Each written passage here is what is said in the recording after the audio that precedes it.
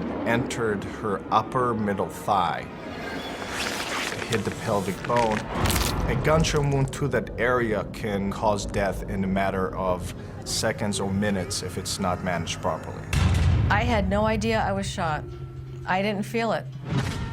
The blood vessels that supply your leg are basically going through the pelvis.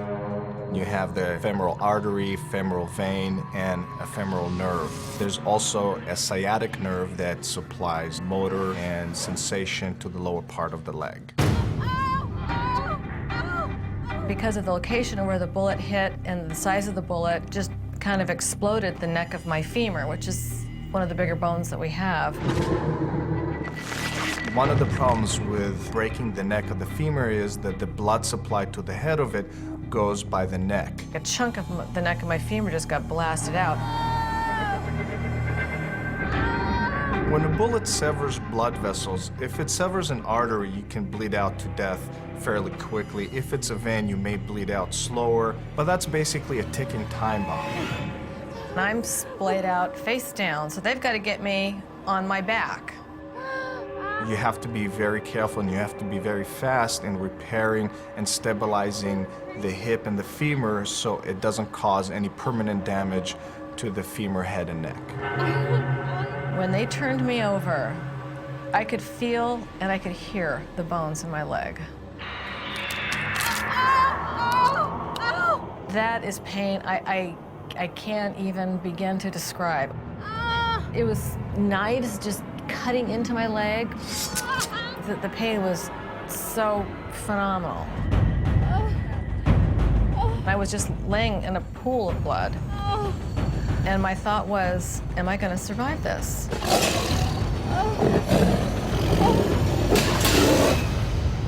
This bullet hit me and exploded. It was unknown which way the bullet went. Many nerves were severed. Really off the scale severe envenomation. Black and blistered out. You don't know how much tissue you're gonna save.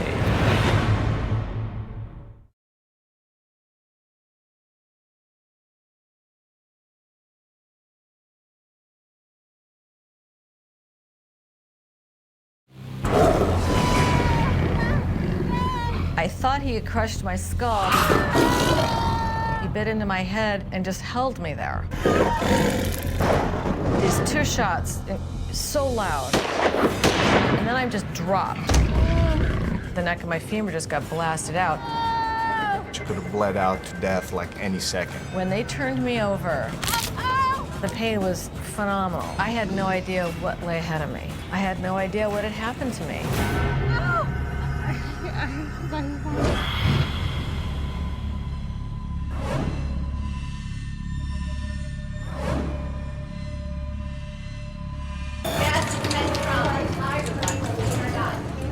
Once I got to the trauma center, I just remember it was like being in a beehive. There was all this activity.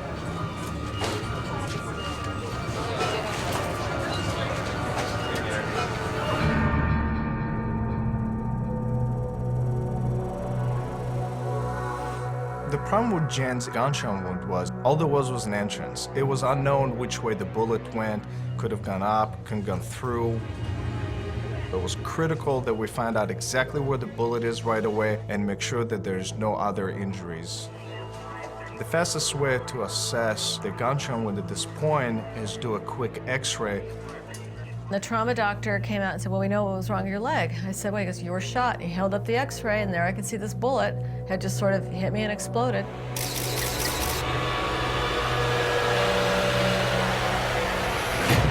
When Jen was taken to the operating room, the surgeons did multiple tasks at the same time together. One of the surgeons were fixing her bad lacerations from the tiger bite.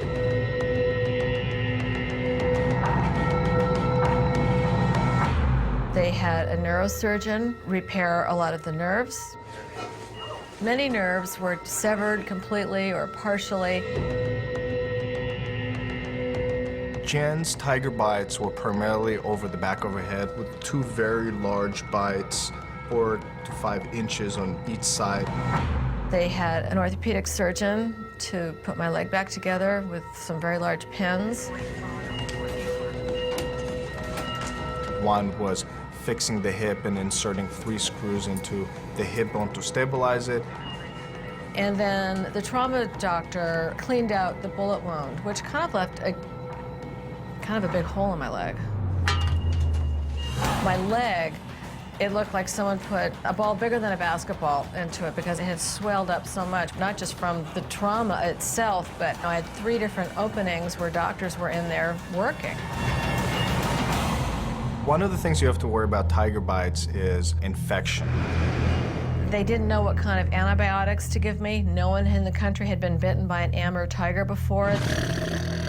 Tiger bites are just like all feline bites. One of the bacteria that's more common to them is called Pasteurella and needs certain antibiotics to cover it. Jen did receive the antibiotics to cover her broken hip and to cover the tiger bite. I still have that purse. And it has blood stains on it. I don't use it anymore, but I haven't got rid of it. Periodically, I'll look at it and think, oh, that's my blood. If there's no immediate complications, it's usually cosmetics and emotional.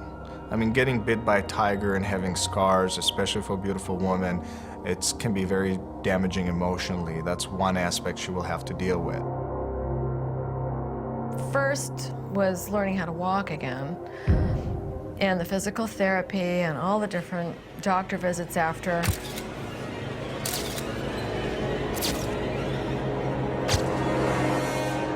And then the stuff that I couldn't control that would haunt me when I closed my eyes. It was afterwards, looking back at all the different what-ifs, that haunted me the most. Some of the mental pictures of being a rag doll, that was horrifying.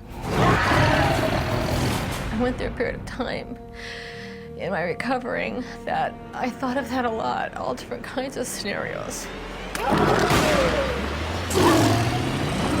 Yeah, it was so horrible. Did I really just get bit by that thing?